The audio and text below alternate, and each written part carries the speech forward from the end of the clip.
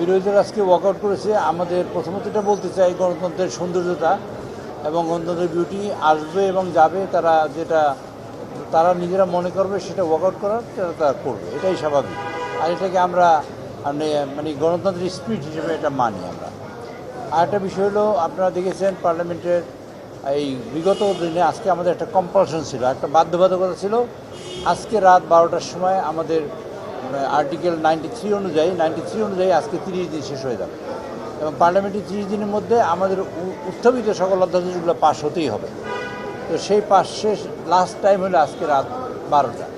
তো এর আগে আমরা একটা কমিটি করেছি, বিশেষ কমিটিটা প্রথম অধিবেশনই করেছি।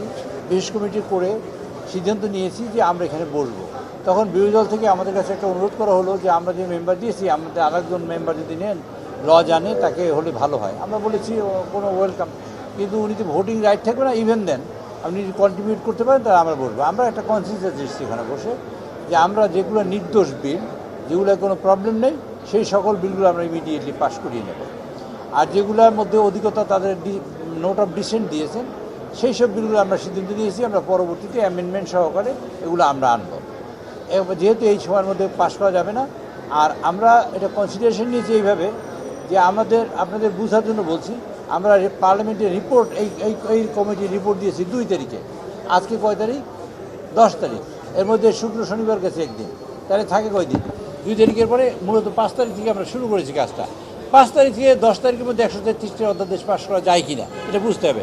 পাশ করা যেত, সমস্যা হতো না যদি আমরা বিজি প্রেস থেকে সকল বিলগুলো প্রিন্ট করে নিয়ে আসতে পারতাম, কাজে এটা সম্ভব হয়নি।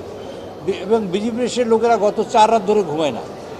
আচ্ছা, এস্টাবলিশমেন্ট মিনিস্ট্রি মানে আমাদের জনপ্রশাসন মন্ত্রণালয়ে 3-4 জন অফিসাররা ঘুমেন না, মন্ত্রী নীতি ঘুমেন না, আমাদের সচিবও ঘুমাতে পারেন না, ব্যক্তিগতভাবে আমিও ঘুমাতে পারি না। এই আমরা সবাই সজাগ থেকে বিলগুলো নিয়ে আসার চেষ্টা করছি। সেই জন্য বিলগুলো টাইমলি আমরা আনতে পারি না, বাট যখনই আসছে তখনই আমরা হাউসে পেশ করছি। প্রতিটি বিল 900 কপি করে ছাপতে হয়, 133টা বিল আপনি হিসেব করে দেখেন।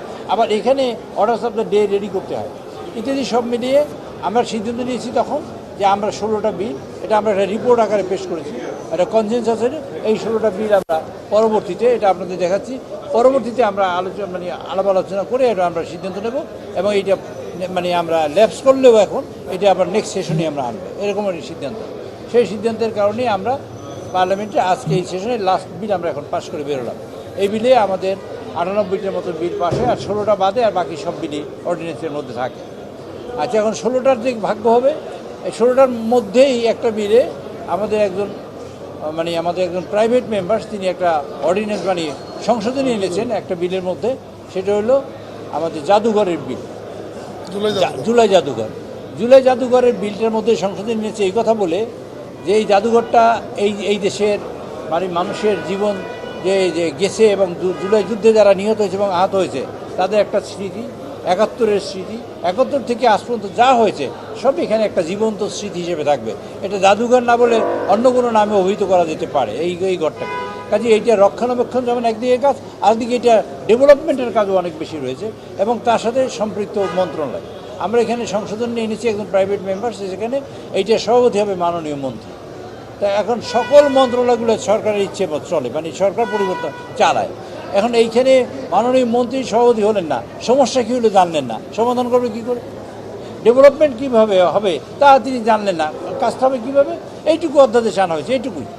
এটুকু অধ্যাদেশের কারণে মাননীয় বিরোধী দলের নেতৃবৃন্দ অনেক সময় কথা বলেছেন। অনেক সময় কথা বলার পরে মাননীয় স্পিকার অত্যন্ত সদয় হয়ে তাদের অনেক সময় দিয়েছে, ইভেন কি বিল পাস হওয়ার পরেও তারপরে সময় দিয়েছেন। তারপর আমি বলেছি যে এই বিষয়ে যদি আপনারা মনে করেন, আমি নিজে দাঁড়িয়ে বলেছি, তাহলে আমরা নেক্সট সেশনে, ইভেন এই সেশন চলাকালীন সময়ও এরকম একটা বিল আনা যেতে পারে। আবার আমরা একটা সমঝোতার হাত বাড়িয়ে দিয়েছি, তারা অনেক সমঝোতা করেছে, আমরা তাদের ধন্যবাদ দিই, সাধুবাদ দিই। কিন্তু বিষয়টা হলো অনেক সময় না বুঝেও অনেক কিছু করে। আমি এটা বলবো যে তাদের হয়তো তারা বুঝতে ভুল করেছেন, অথবা আমরা তাদের বুঝাতে পারিনি, এটা আমাদের ব্যর্থতা হতে পারে। এটা হতে পারে এরকম একটা বিল। আচ্ছা, আপনাদের একটা কথা বলি, কোনো ডেভেলপমেন্টের কাজে মন্ত্রী সম্পৃক্ত হলেন না, আপনারা করবেন কেমনি কাজটা? এই কথাটাই আমরা বলার চেষ্টা করেছি যে মন্ত্রীকে সম্পৃক্ত করে কাজটা করব। আচ্ছা, হাওবার এই কারণেই তারা ওয়াকআউট মূলত করেছেন। তার পরবর্তীতে যে বিল আসছে সেই বিলগুলোর সম্পর্কে, আর তারপরে মাননীয় বিরোধী দলের নেতা বলেছেন যে আমরা তো সব এইখানে টেবিলে আলোচনা করবো, কথা ছিল। তা আমরা এই বই দেখিয়ে তারা বলেছি যে এই বইতে যে আছে আমরা 16টা বিল আগেই সিদ্ধান্ত নিয়েছি এবং এটা কনসেনসাস হয়েছে। আমাদের মাননীয় সকল সদস্যবৃন্দ, বিরোধী দলের 4 জন ছিলেন এবং আরেকজন আমাদের মানে ইনভাইটেশনে আসতেন, মানে উনি ব্যারিস্টার, উনি কন্ট্রিবিউট করছেন। আমরা সবাই ঐক্যমত হয়েছি এই 16টা বিল আমরা পরবর্তীতে, এটা ল্যাপস হবে এখন, কিন্তু পরবর্তীতে বিল যেহেতু অধিকতর যাচাই বাছাই, এর মধ্যে ইম্পর্টেন্ট বিল আছে, যেমন ধরেন ইম্পর্টেন্ট বিল আছে গুম কমিশনের বিল আছে, ইম্পর্টেন্ট বিল আছে মানবাধিকারের বিষয় আছে, হাইকোর্টের বিষয় আছে, দুদক আছে। এগুলো ভেরি সেন্সিটিভ অ্যান্ড ভেরি মানে ইম্পর্টেন্ট বিল। এই ইম্পর্টেন্সির দিক থেকে হিসেব করে আমরা লিমিটেড টাইমের মধ্যে এই কাজটা সম্পন্ন করতে পারবো না। আপনারা ধরেন একজন বিরোধী দল থেকে বললেন এইটা করি না, আমরা বললাম করলাম, এই করার পরে 10 মিনিটের মধ্যে একটা বিল বা 20 মিনিটে পাস করলাম, তাতে কি মূলত সমস্যার সমাধান হয়? আমরা চুলচেরা বিশ্লেষণ করতে চাই এবং রিয়েলি বিরোধী দল তাতে কন্ট্রিবিউট করতে পারে, তার জন্যই আমরা এই বিলগুলোকে ডেফার করেছি এবং বলেছি আগামী যে সেশন বসবে বাজেট সেশন, সেই সেশনের মধ্যে আমরা এই বিলগুলো নিয়ে আসবো। এ কথা বলেই আমরা বলেছি, তারপরও তারা ওয়াকআউট করেছে। আমি তাদের আবার আমন্ত্রণ জানাচ্ছি এই ওয়াকআউট যেন আগামীকালকে সকালবেলায় শেষ হয়ে যায়। আমরা 15 তারিখে আমাদের সংসদ বসবে, ইনশাআল্লাহ আবার সবাই একত্রিত হব এবং আমরা সংসদে ভালোভাবে চলবে সেটা প্রত্যাশা করি তাদের সকলের কাছে।